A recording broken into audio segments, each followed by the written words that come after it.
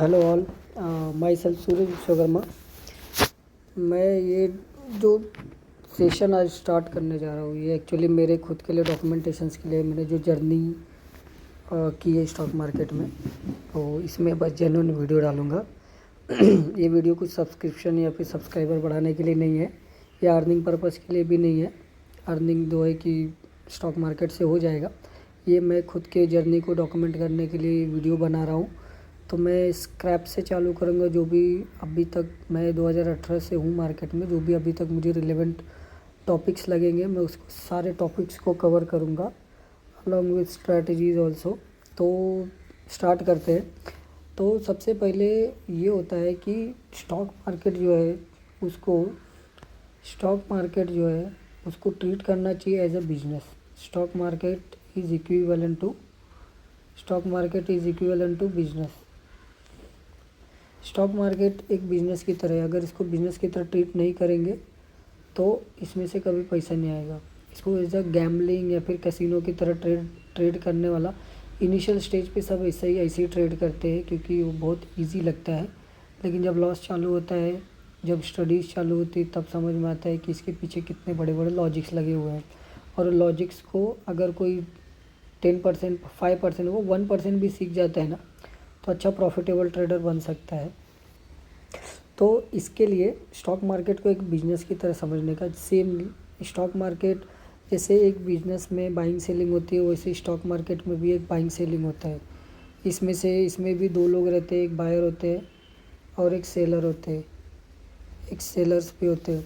तो stock market में जिस तरह से नॉर्मल बिजनेस में बाइंग सेलिंग होता है, वैसे स्टॉक मार्केट में भी बाइंग सेलिंग होता है। अब इसको कोरिलेट कैसे करेंगे? जैसे एग्जांपल के लिए, अभी कोई बिज़नेस चालू कर रहे हैं, तो बिज़नेस चालू करने से पहले जो थॉट्स आते हैं ना, वही थॉट्स आपको मार्केट स्टार्ट करने से पहले आने चाहिए और या फिर उनको लेके चलने चाहिए। जैसे कोई बिज़नेस चालू करता है, तो कोई बिज़नेस, अभी मैं बिज़नेस के हिसाब से इसको देखने की कोशिश करता हूँ कि business is equivalent to stock market कैसे है। अभी जैसे कि बिज़नेस चालू कर रहा हूँ मैं, ये मेरा बिज़नेस चालू होने वाला है। तो बिज़नेस जब चालू होगा तो सबसे पहले इसमें क्या लगता है? सबसे पहले इसमें लगेगा कि बिज़नेस स्टार्ट कहाँ करना है, वेयर टू स्टार्ट, मतलब प्लेस। सबसे पहला तो प्लेस लगेगा। और वहीं पे सेम स्टॉक मार्केट में क्या लगता है? स्टॉक मार्केट में ये लगेगा प्लेस की जगह लगेगा टाइप्स ऑफ मार्केट, कि कहाँ ट्रेडिंग स्टार्ट करनी है। टाइप्स ऑफ मार्केट मतलब टाइप्स में जैसे कि क्रिप्टो आ गया या फिर कमोडिटी आ गया, इक्विटी आ गया। तो आपको कहाँ स्टार्ट करना है? प्लेस ऑफ द बिजनेस, कि बिज़नेस का पहले प्लेस डिसाइड करो। ये नहीं कि आज मन किया तो ऑप्शन कर लिया, कल मन किया तो फ्यूचर कर लिया, परसों मन हुआ तो स्ट्रैटेजीज ट्राई कर लिया, फेल हो गया तो स्टॉक मार्केट को दोषी दे के निकल गया। नहीं, सबसे पहले जब बिज़नेस स्टार्ट करते तो वहाँ पे हम लोग देखते प्लेस, और स्टॉक मार्केट स्टार्ट करते उसमें देखते कौन से टाइप में हम लोग स्टार्ट करना चाहते हैं। अब समझो प्लेस मिल गया, बिजनेस का प्लेस मिल गया। प्लेस मिलने के बाद क्या होगा? वहाँ पे कंस्ट्रक्शन होगा। कंस्ट्रक्शन होने के बाद उसमें मशीन वगैरह फिट होंगी। तो अब जब तुमको मार्केट मिल गया है, तो मार्केट मिलने के बाद यहाँ पे क्या होगा? स्ट्रैटेजी डेवलपमेंट होती है। यहाँ पे स्ट्रैटेजीज डेवलपमेंट होती है। स्ट्रैटेजी डेवलपमेंट मतलब तुम अपनी स्ट्रैटेजीज़ को टेस्ट करके उसमें से पता लगाते हो कि इस प्लेस पे कौन सी स्ट्रैटेजी बेस्ट बैठेगी। जैसे कि क्रिप्टो हाई वोलेटाइल है, उसके लिए कौन सी स्ट्रैटेजी है। कोमोडिटी ट्रेंडी है, इक्विटी मैनिपुलेटिव टाइप का है, या फिर लो गेन है, स्लो है। तो कौन सी स्ट्रैटेजी, मतलब बिजनेस क्या स्टार्ट करे, कहाँ स्टार्ट करे और कौन सी स्ट्रैटेजी से स्टार्ट करे। तो तुम्हारा जैसे बिजनेस में तुम्हारा मशीन हो गया, मशीन के बाद कंप्यूटर्स हो गया, वैसे इसमें स्ट्रैटेजीज आती है। इसमें भी तुमको स्ट्रैटेजी रन करने के लिए कंप्यूटर्स वगैरह लग जाएंगे। ठीक, अब जब बिज़नेस चालू हो जाता है तो बिज़नेस का हम लोग ऑरेंज छोड़ देखते हैं कि मतलब जो भी हम लोग बिज़नेस स्टार्ट करें उसका डिमांड है कि नहीं, और उसमें से अपने को कितना गेन आ सकता है, मार्जिन छूटेगा कि नहीं। तो इसी स्टॉक मार्केट में भी मल्टीपल स्ट्रैटेजीज है।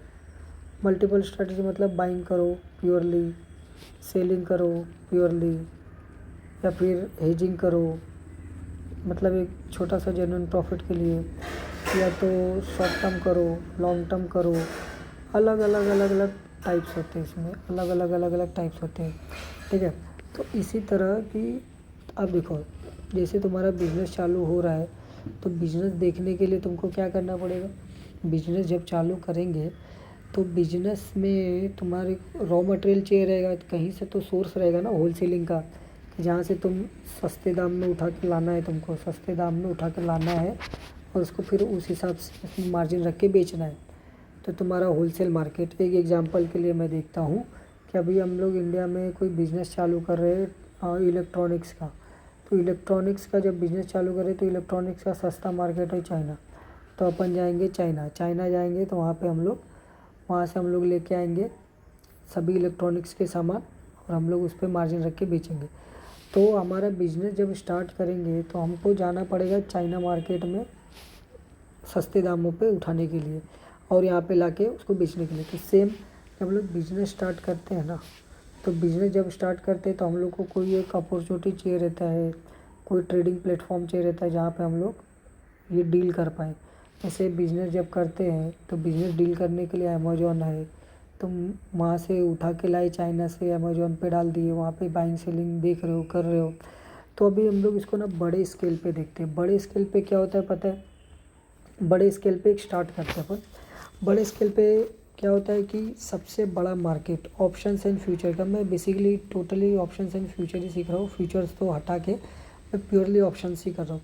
तो ऑप्शंस का जो सबसे बड़ा मार्केट होता है ना, ऑप्शंस एंड फ्यूचर का वो सबसे बड़ा मार्केट है सीएमई। सीएमई क्या है, सीएमई एक ऐसी जगह है जहाँ पे हर एक टाइप का स्टॉक मार्केट होता है। वहाँ पे मतलब कि हर एक टाइप के तुम्हारे फ्यूचर्स एंड ऑप्शन ट्रेड होते हैं। उसमें कमोडिटी होता है, स्टॉक्स होते हैं, फिर करेंसीज होती हैं, फिर बहुत सारी चीज़ें, मैं उसका ये दिखाऊंगा अभी, उसको हम लोग बाद में देखेंगे। तो ये हो गया कि हम लोग ये सीएमई जो मार्केट है इसका फुल फॉर्म है Chicago mercantile exchange. Chicago mercantile exchange, यहीं से सब गेम चालू होता है, सारा सब कुछ होलसेलिंग वहीं से होता है। ये मार्केट होलसेलिंग का मार्केट है। जैसे कोई भी प्रोडक्ट हम लोग लेने जाते हैं तो होलसेल में लेंगे तो सस्ता मिलेगा। यहाँ पे वहाँ पे अरबों खरबों का जो ट्रेड होता है वो यूँ मिनटों में होता है। इस सीएमई की बहुत बड़ी कैपेसिटी है। सीएमई जो है कि इंडिया के जो इकोनॉमिक है या इंडिया का जो स्टॉक मार्केट है उससे 2-3 गुना बड़ा है। इंडिया का स्टॉक मार्केट अप्रॉक्स कुछ 3 ट्रिलियन के आसपास है और वो 9 ट्रिलियन के आसपास शिकागो मर्केंटाइल एक्सचेंज है। तो शिकागो मर्केंटाइल एक्सचेंज में जो ट्रेड होता है वो पूरी दुनिया का 35% का ऑप्शंस एंड फ्यूचर ट्रेड होता है। यहाँ पे 35% का ऑप्शंस एंड फ्यूचर ट्रेड होता है और ये एस्टेब्लिश्ड है न्यूयॉर्क में। सब कुछ वहीं पे है, न्यूयॉर्क में ही है, मतलब अमेरिका में ही है। शिकागो मर्केंटाइल एक्सचेंज अमेरिका में ही है। तो यहाँ पे जो हम लोग बोलते हैं ना इंस्टीट्यूशनल ऑपरेटर्स, हेज फंड्स, ये सब यहीं पे ट्रेड करते हैं। वो लोग कोई ब्रोकर के पास ट्रेड नहीं करते। तो उन लोग की ट्रेडिंग सीएमई से ही होती है। सीएमई में ही वो लोग अपने पोजीशंस को बिल्डअप करते हैं, बड़े बड़े पोजीशंस को बिल्डअप करते हैं, जिसका रेप्लिकेशन अपने को ब्रोकर के प्लेटफॉर्म पे देखने को मिलता है। फॉर एग्जांपल कोई बड़ा प्लेयर एंट्री किया, यहाँ पे 100 रुपये का खंभा बन गया। अगर 100 रुपये का कोई खंभा बन गया कैंडल, तो अब इसका रेप्लिकेशन कुछ समय बाद मार्केट मेकर के थ्रू ये दिखना चालू होगा ब्रोकर के भी पास। तो ये थोड़ा टेक्निकल हो रहा है, बस इतना समझो कि कोई भी बिजनेस स्टार्ट करते हैं तो उसका सब कुछ पता होना चाहिए। वो कहाँ से स्टार्ट हो रहा है, कहाँ से उसका सप्लाई चेन चल रहा है, कौन है जो हैवी इन्वॉल्वमेंट रख रहा है, जो बड़े प्लेयर्स हैं उनका ट्रेडिंग कहाँ स्टार्ट हो रहा है। तो सीएमई शिकागो मर्केंटाइल एक्सचेंज है, वहीं पे 35% का इसके पास मैक्स होल्डिंग है। मतलब पूरा यहाँ पे लंदन्स का, एशिया का, न्यूयॉर्क का, जितने भी मार्केट है इंडियन का, सब का होल्डिंग वहीं पे है सीएमई स्टॉक मार्केट में। अब सीएमई स्टॉक मार्केट्स में जब होल्डिंग्स का तो बात कर लिए हम लोग कि यहाँ पे सीएमई में होलसेल मार्केट है। अब अभी होलसेल मार्केट जब वहाँ पे कोई ट्रेड करता है तो इसका रेप्लिकेशन कैसे होता है वो देखते हैं। फॉर एग्जांपल अगर समझो कि कोई बैंक है, मतलब जेपी मॉर्गन ही है, समझो जेपी मॉर्गन है, उसके पास करोड़ रुपए है, समझो 1000 CR है, उसको इसका बिटकॉइन लेना है, बीटीसी इसको परचेस करना है। तो ये क्या करेगा, ये बीटीसी परचेस करने के लिए अपना ऑर्डर डालेगा ले जाके सीएमई में। सीएमई मतलब शिकागो मर्केंटाइल एक्सचेंज। अब इन लोग का प्लेटफॉर्म नॉर्मल प्लेटफॉर्म नहीं होता है, इनके प्लेटफॉर्म को बोलते हैं एफएमसी। एफएमसी होता है फॉरेन मर्केंटाइल कमीशन। ये इनके प्लेटफॉर्म का नाम है कि यहाँ से लोग ट्रेड करना चालू करते हैं।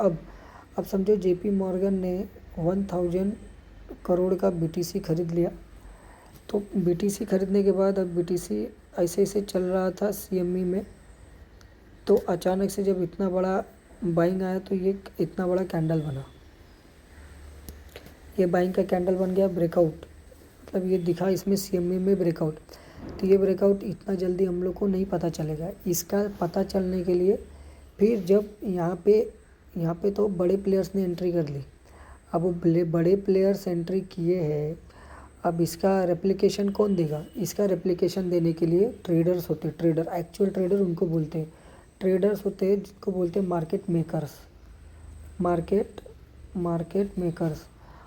मेकर क्या करते हैं पता है?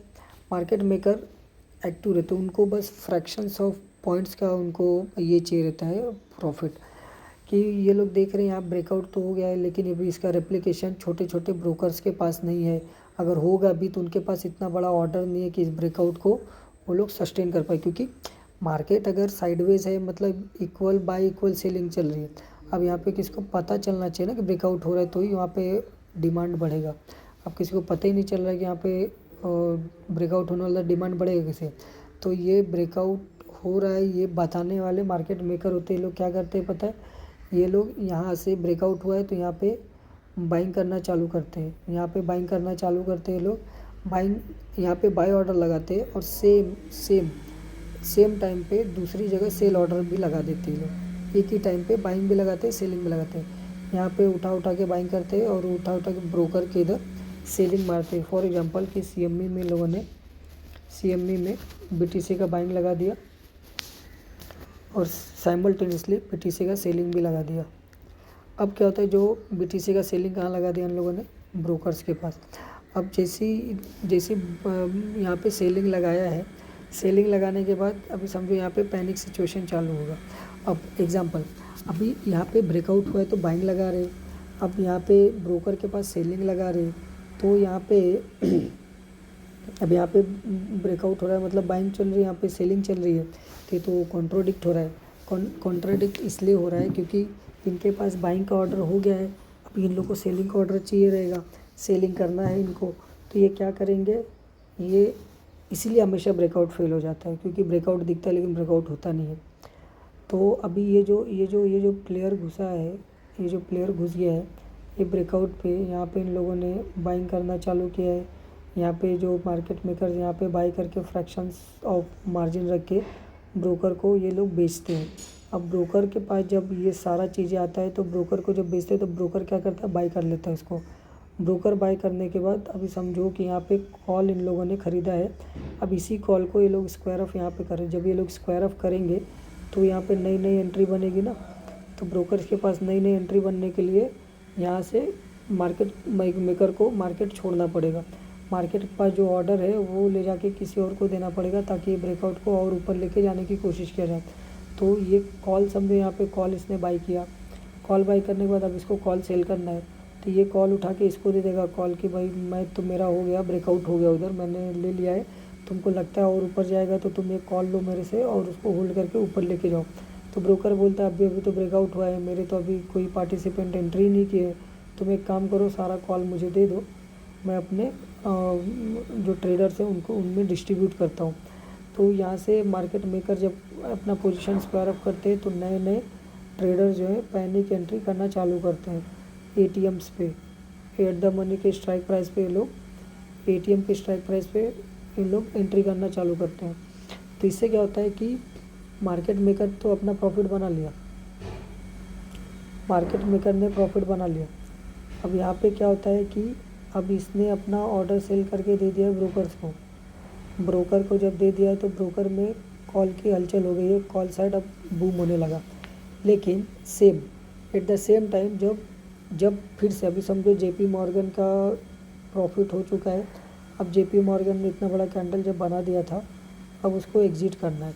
तो एग्जिट करना है तो फिर से वो अपना बड़ा सा कैंडल डालेगा एग्जिट का। फिर मार्केट मेकर आएंगे, बोलेंगे अच्छा तुमने एग्जिट किया है, ठीक है, इसका इम्पैक्ट दिखेगा। इसका इम्पैक्ट देखने के लिए फिर वो ब्रोकर के पास जाएगा, मार्केट में रिवर्सल आ रहा है तो ब्रोकर बोलेगा अच्छा ठीक है तुम मुझे अपना ऑर्डर दे दो। मतलब ये लोग ऑर्डर लगा के रखते हैं। और जैसे ही रिटेलर ऑर्डर प्लेस करता है, देखे रहोगे ऑर्डर बुक में आपको दिखेगा। ऑर्डर बुक में जो भी ऑर्डर रहते हैं वो मार्केट मेकर्स के ही रहते हैं। ऑर्डर बुक में ही वो जो जिसका ऑर्डर मैच होता है मार्केट पर रहता है वो लोग एग्जीक्यूट कराते हैं। तो इस तरह से यहाँ पे अब ये है कि इतना बड़ा ऑर्डर खरीदता कौन है। अब जेपी मॉर्गन का 1000 का यूनिट खरीदेगा कौन। अब वो तो सिंपल सा लॉजिक है। एग्जांपल के लिए अगर सीएमई के पास कितना कॉइन बचा हुआ है, अब समझो कि सीएमई के पास 50,000 बिटकॉइन बचा हुआ है, 50,000 BTC बचा हुआ है, उसमें से वो 10,000 का खरीद रहा है तो खरीद ले, वो होल्ड कर लेगा, वो उसका मालिक बन जाएगा। इसका टेंशन नहीं कि उसको कहाँ से मिलेगा। सीएमई के पास ऑलरेडी उतना होल्डिंग रहती है तो वो देता है उसमें से निकाल के। अच्छा, तो इसमें हम लोगों ने किसको किसको देखा, सीएमई देखा। सीएमई से ऑर्डर जो रिफ्लेक्शन दिखाते हैं वो लोग मार्केट मेकर होते हैं। मार्केट मेकर अपने जो भी ब्रोकर होते हैं वहाँ पे वो लोग रिफ्लेक्शन दिखाते हैं कि यहाँ पे ब्रेकआउट हो रहा है, तुमको एंट्री करना है कि नहीं करना है, तुमको लेना है कि नहीं लेना है, ये पोजीशन स्क्वायर ऑफ हो रही है तुमको। अगर अब क्वेश्चन ये आएगा कि अगर वो बोल देगा नहीं हमको नहीं, हमको मालूम रिवर्स होने वाला है, ब्रोकर बोल देगा नहीं हमको लेना ही नहीं है, हमको पता है अभी मार्केट रिवर्स होने वाला है, तो ऐसे केस में मार्केट मेकर के पास जो ऑर्डर होते हैं क्या होगा, क्योंकि मार्केट का फ्लो अभी अपसाइड चल रहा है तो ब्रोकर को वो ऑर्डर लेना ही पड़ेगा। क्यों?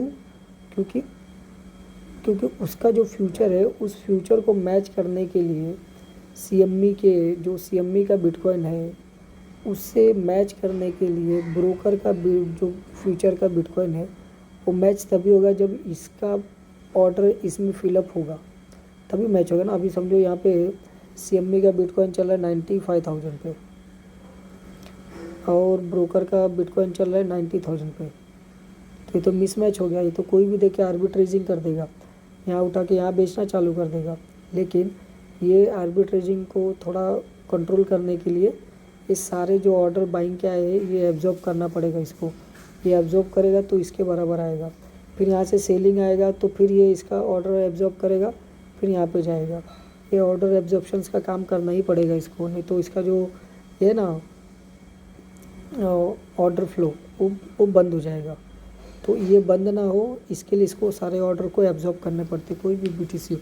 अब वो कहाँ कहाँ दे रहा है, उसके कितने सारे इन्वेस्टर्स है, कितने सारे ऑर्डर फुलफिलर है, वो सारे ऑर्डर्स को फुलफिल करने के लिए अपना सारा बिटकॉइन डिस्ट्रीब्यूट करता है।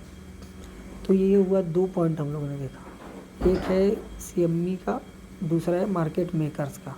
तो सीएमई होता है होलसेल मार्केट और ये सीएमई होता है होलसेल मार्केट और मार्केट मेकर होते हैं वो उसके रिफ्लेक्शन दिखाते हैं।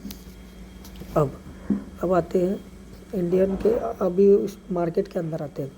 मार्केट के अंदर क्या होता है, मार्केट के अंदर भी ना अब वो ऑर्डर लेने वाले भी अलग अलग टाइप के लोग होते हैं।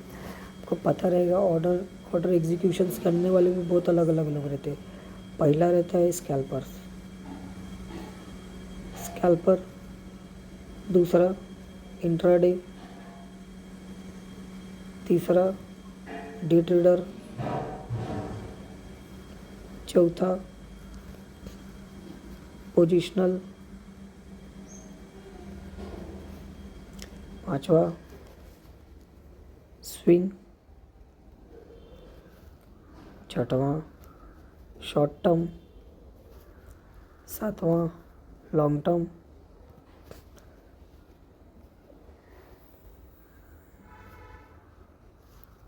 8वां इन्वेस्टर।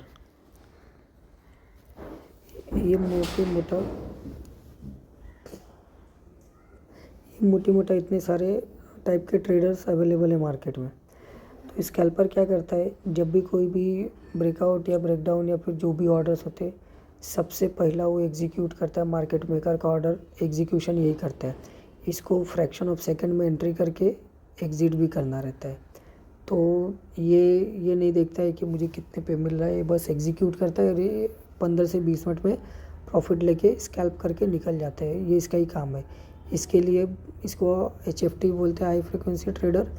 इनके लिए इनके पास सेटअप्स होने चाहिए और हाई एक्यूरेसी रेट होनी चाहिए। अगर एक्यूरेसी कम है तो ये ट्रेडर फेल हो जाते हैं और सभी का स्टार्टिंग यहीं से होता है। सब लोग अपनी ट्रेडिंग की जर्नी ना स्कैल्पिंग से ही करते हैं। एंट्री करते हैं, 10 मिनट में प्रॉफिट दिखा, एग्जिट। फिर सोचते हैं अरे ये तो और ऊपर जा रहा है, फिर एंट्री करते, फिर प्रॉफिट देखते, फिर एग्जिट। फिर रिवर्स आता है, फिर रिवर्सल एंट्री लेते, फिर एंट्री करते, फिर एग्जिट करते। तो स्कैल्पर इसको नहीं बोलते, इसको गैम्बलर बोलते हैं कि हर एक कैंडल पे ट्रेड कर रहा है। स्कैल्पर वो होता है कि वो स्मॉलर मतलब 1 मिनट के टाइम फ्रेम पे वो प्राइस एक्शन बनाए। प्राइस एक्शन बनाने के बाद एंट्री ढूंढे और एंट्री लेने के बाद जैसी एंट्री होगा, अभी 1 मिनट का टाइम फ्रेम में तो मैक्सिमम उसका 15 से 20 मिनट ट्रेड चलेगा, उसके बाद ट्रेड बंद। तो ऐसे एक प्रोफेशनल स्कैल्पर होते हैं। स्कैल्पिंग करना ये मतलब नहीं कि एंट्री किया 10 मिनट में एग्जिट, 15 मिनट में एग्जिट और कभी भी एंट्री किया कभी भी एग्जिट किया, नहीं। स्कैल्पर्स का भी एक पर्टिकुलर टाइम होता है। स्कैल्पिंग तभी करते हैं वो लोग जब बड़े बड़े मूवमेंट आने वाले रहते हैं या फिर उसमें उनको प्राइस एक्शन देख के 1 मिनट का 1 मिनट का चार्ट या फिर टिक बाय टिक का चार्ट भी देख के वो लोग स्कैल्पिंग करते हैं, मतलब सिस्टमैटिक।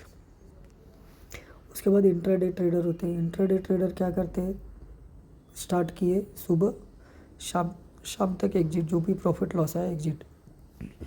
एक दिन के अंदर, दिन को क्रॉस नहीं करना है, एक दिन के अंदर उन लोगों ने कोई भी स्टॉक उठाया और शाम तक एग्जिट कर दिया, वो होते हैं इंट्राडे ट्रेडर्स। उसके बाद डे ट्रेडर्स क्या करते हैं, BTST करते हैं। मतलब उनको लगता है कि आज इसका दाम कम है, कल बढ़ जाएगा या फिर कल न्यूज आने वाला है इसके स्टॉक्स में तो शायद ये बढ़ सकता है। तो ये लोग क्या करते हैं, ये लोग एंट्री मारते हैं और कल तक एग्जिट कर देते हैं। तो ये लोग 1 से 2 दिन या 3 दिन तक होल्ड करते फिर निकल जाते हैं।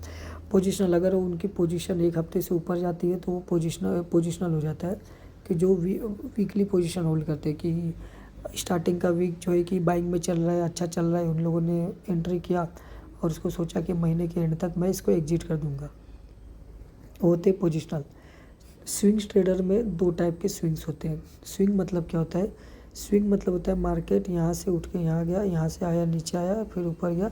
तो ये लोग समझो यहाँ पे पोजीशन होल्ड की है, अब ये लोग शीशो खेल रहे हैं कि मार्केट यहाँ आया है, नीचे आएगा, फिर एक बार आएगा तो मैं एग्जिट कर दूंगा। तो इसको ही बोलते हैं स्विंग खेलना।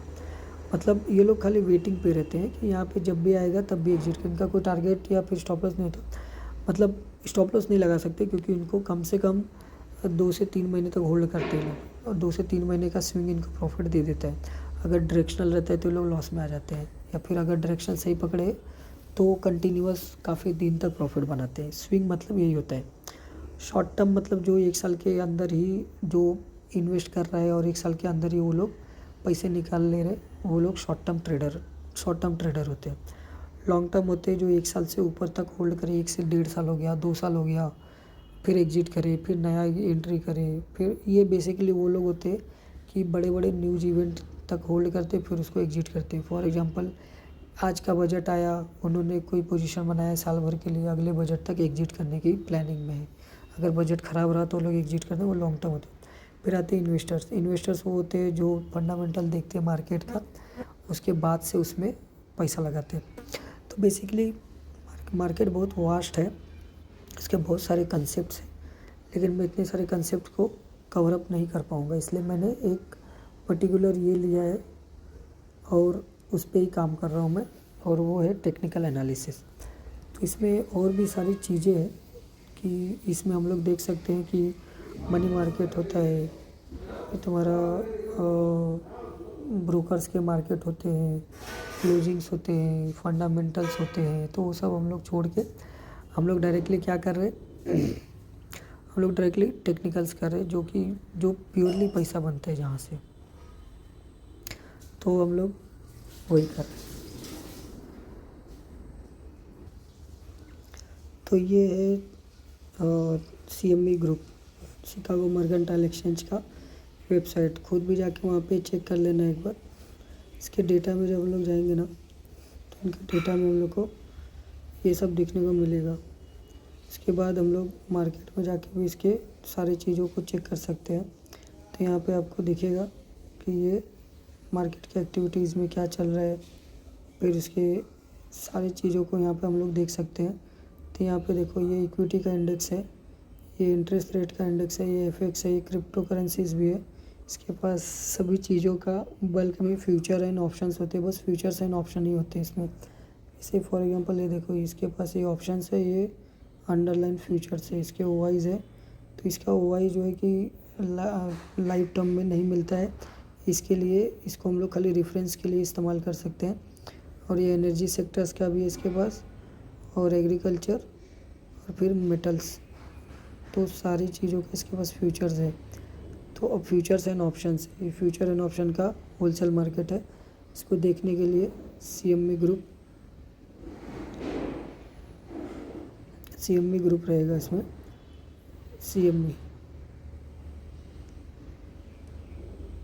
CME ऑप्शंस एंड फ्यूचर्स में जाएंगे तो ये देखने को मिल जाएगा अपने को। ठीक है, तो आज का वीडियो इतना ही है, काफ़ी लंबा हो गया है। एक छोटा सा कंसेप्ट है, छोटा सा कंसेप्ट, तो इसमें आप लोग खुद भी ढूंढ सकते हैं कि CME क्या है और टाइप्स ऑफ ट्रेडर्स क्या है।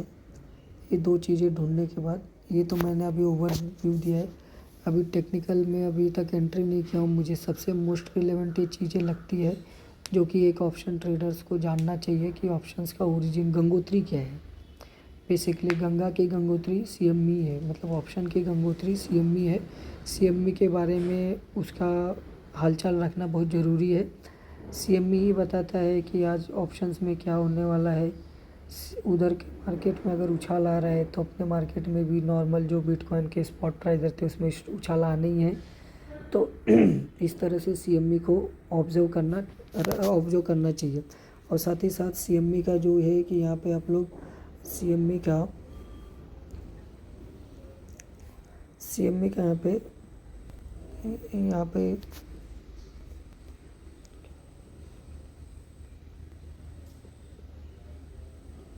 CME का यहाँ पे एक स्टॉक मार्केट का ये भी आता है। ये देखो CME का जो है ना, ये देखो अभी ये बंद है, ये ऑफ है, मतलब CME बंद है। इसके लिए CME अभी बंद है, इवन तो अगर हम लोग देखें तो ये अपना स्पॉट प्राइस चालू है, अपना स्पॉट चालू है, CME बंद है। तो इस तरह से अपन CME यहाँ से ट्रैक कर सकते हैं। तो आज के लिए इतना ही काफ़ी है। मैं और भी सारे कंटेंट अपने उठा के इधर पे डाल दूँगा। धन्यवाद।